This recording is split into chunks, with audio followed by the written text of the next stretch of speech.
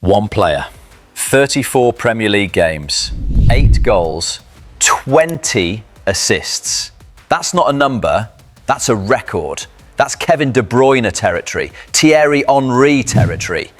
And the guy doing it plays for a club that finished third this season and nearly got relegated last years before that. This isn't just a good season. This is one of the greatest individual midfield performances in Premier League history. And we're not done talking about it yet. Because while Bruno's out here rewriting history books, Manchester United's recruitment team is operating in full chaos mode behind the scenes. Transfers dropping, sources going quiet, Italian journalists going crazy, and one deal that's been rumoured for 2 years might finally actually be happening. We're talking Ederson from Atalanta to Old Trafford. But here's what nobody's telling you clearly. There's a version of this story where it's basically done, and there's a version where the most reliable United journalists haven't even confirmed it yet. So which one is true? We're going to break down every single story hitting United right now, the transfers, the records, the chaos. Stay with me, because by the end of this video, you'll understand exactly what kind of summer Manchester United are about to have. This is Red Break. Let's start with Bruno, because before we get into any transfers, we need to appreciate what just happened. The Premier League Player of the Season award officially goes to Bruno Fernandes. Now, I know some of you are saying, well, Arsenal won the title, shouldn't it be Declan Rice? And honestly, that's a valid conversation. But here's the thing, the numbers don't lie. Bruno created 132 chances this season, the most in the entire Premier League, 43 more than the second place player. Let that sink in. Chances than anyone else. His 20 assists this season place him alongside Kevin De Bruyne, 2019-20, and Thierry Henry, 2002-2003, as the only players in Premier League history to hit that number. And with one game left against Brighton, he could break it outright. The man's out here chasing all-time records while his teammates are off on holiday planning. But here's what makes this really impressive. This wasn't a Bruno on a great team situation. For the first half of the season, United were a mess. Ruben Amorim was under pressure. The squad was threadbare. Key players were injured. And Bruno Fernandes was basically carrying the entire attack on his back. His assists directly contributed to 21 Premier League points for United this season, a new record for any individual player, ever. 10 of those assists came from set pieces, one short of Steven Gerrard's all-time seasonal record. Think about that for a second. The guy's rewriting set-piece records too, and he was also named the Football Writers Association Footballer of the Year, the first United player to win that since Wayne Rooney in 2010. But then, that's when everything changed. Michael Carrick took over. United started winning. Champions League football was secured. And suddenly people were asking, wait, was Bruno the problem all along? Or was it always the system around him?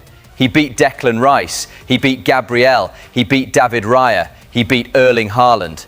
On a team that finished third, not first. That tells you everything. Now here's where it gets ridiculous. One game remaining, Brighton away.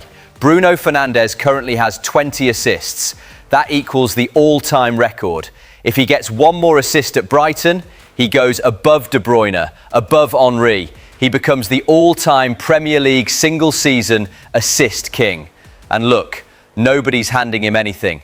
Brighton finished strong. It won't be easy, but the fact that we're even having this conversation about a player at a club that 2 years ago looked like they might be in a relegation battle. That's the story of Bruno Fernandes in 2025-26. Second Player of the Season award for him, by the way. He also won it in 2020-21. But this one feels different. This one feels historic. Okay, now we get into the chaos. Because while Bruno's been doing all of that on the pitch, United's transfer window has already started, whether we like it or not. Let's talk on Ederson transfer update. If you've been following United transfer news for the last 18 months, you already know this name. Brazilian, 26 years old, box-to-box midfielder, deep-lying playmaker, basically does everything. Described by his former Atalanta manager Gianpiero Gasperini as, and I'm quoting here, world class. United first tried to sign him in the summer of 2024. Atalanta wanted 60-70 million euros. United said no, deal collapsed. But here's where it gets interesting. Ederson's contract runs until 2027. He refused a new deal. His agent went public and said the player wants a move. Suddenly, that 70 million euro price tag, gone. Reports are now saying around 45 to 50 million euro base fee plus add-ons. That's a significant discount on what Atalanta were asking 12 months ago. And United, they're sprinting. So here's the current situation, and I'm going to be honest with you because there are two very different stories flying around right now. Story number one, Italian journalist Matteo Moretto reported that Atalanta and Manchester United have reached a verbal agreement. The only thing left is finalising the exact transfer fee. Further talks expected in coming days. Italian journalist Michele Criscitiello went even further, calling the deal almost closed. Goal.com reported a fee structure of 48 million euros base plus performance-related add-ons. Atalanta's manager even confirmed it himself.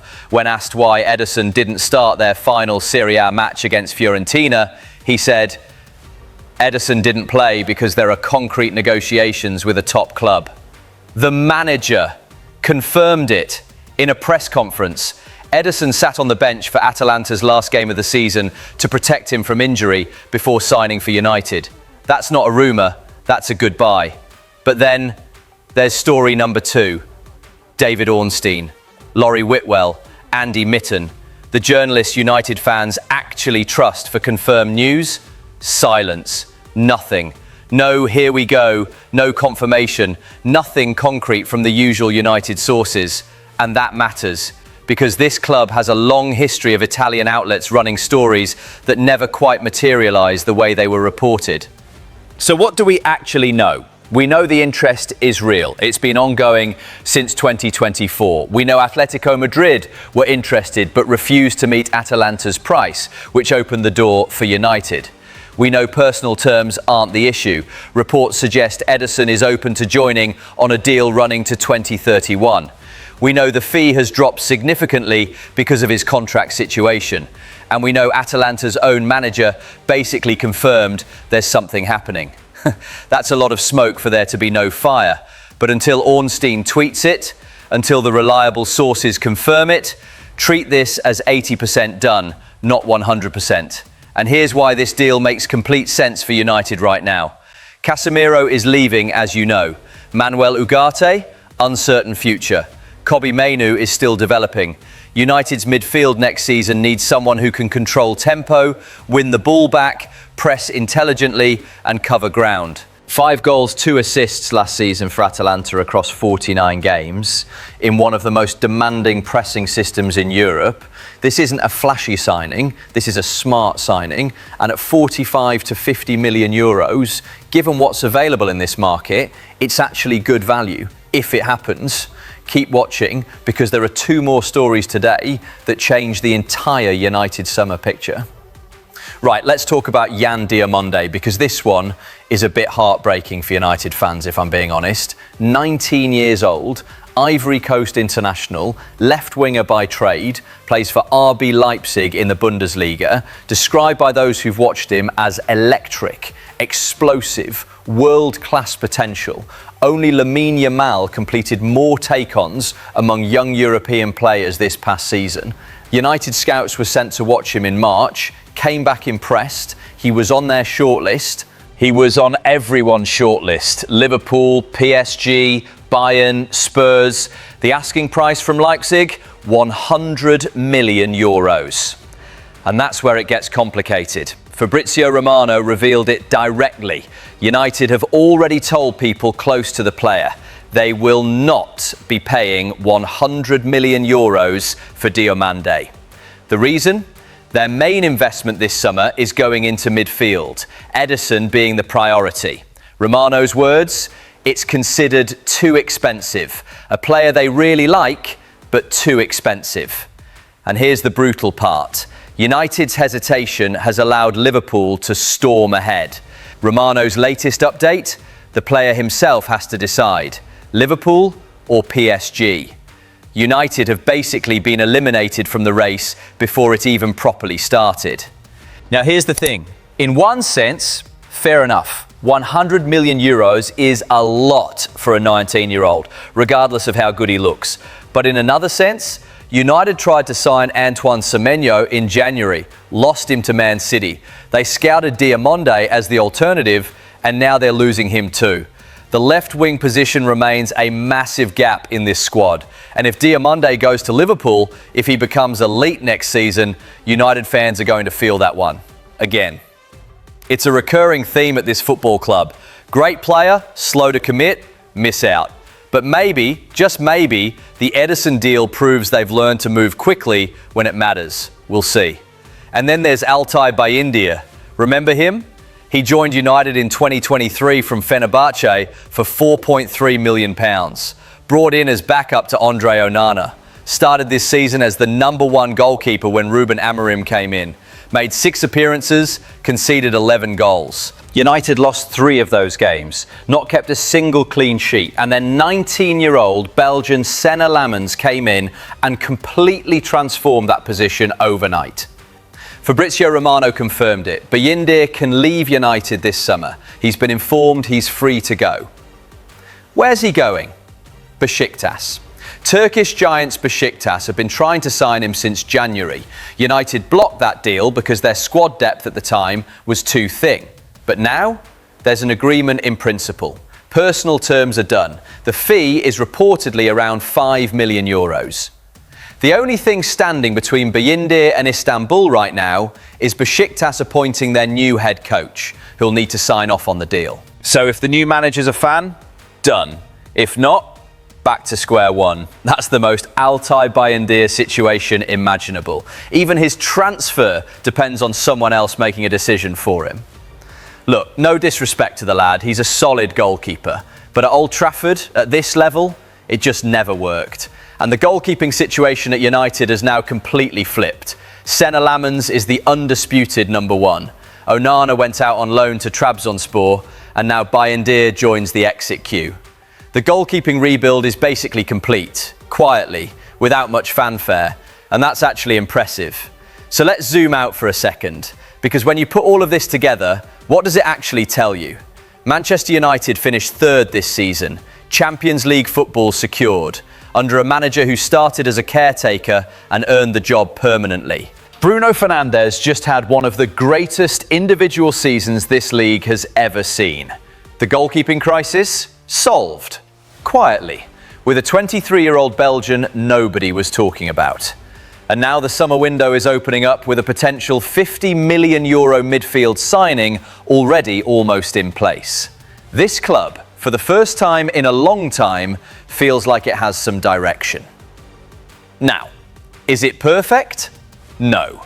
The Diomande situation shows they still move slowly sometimes. The Ederson deal isn't fully confirmed yet. The left wing is still a problem position. But compare this to where United were 18 months ago. Ruben Amorim. Chaos. Near relegation conversations. No identity. And now? 3rd place. Champions League. Bruno with a record. Carrick permanent. That's a different club. Whether the Ederson deal crosses the line in the next few days will tell us a lot about how serious this new era actually is. Here's the thing about Bruno Fernandes winning Player of the Season. It's not just an award, it's a statement. A statement that you can be at a big club going through complete chaos and still show up every single week and be the best player in the entire country. That's rare, that's special. And regardless of what happens this summer with transfers, United have that guy leading them, with a historic assist record, with a 2nd POTY award, with 1 game left where he could make Premier League history on his own. The summer is just beginning. Ederson might be announced any day now. Diomande might be heading to Liverpool to haunt you every weekend. Bayindir might be packing his bags for Istanbul as we speak. United transfer news never stops. But what do you think? Is Ederson the right signing, or should United be going bigger this summer? And does Bruno deserve that Player of the Season award over Declan Rice, whose Arsenal team actually won the title? Let me know in the comments below. And if you're not subscribed yet, you're going to miss everything that drops this transfer window. See you on the other side.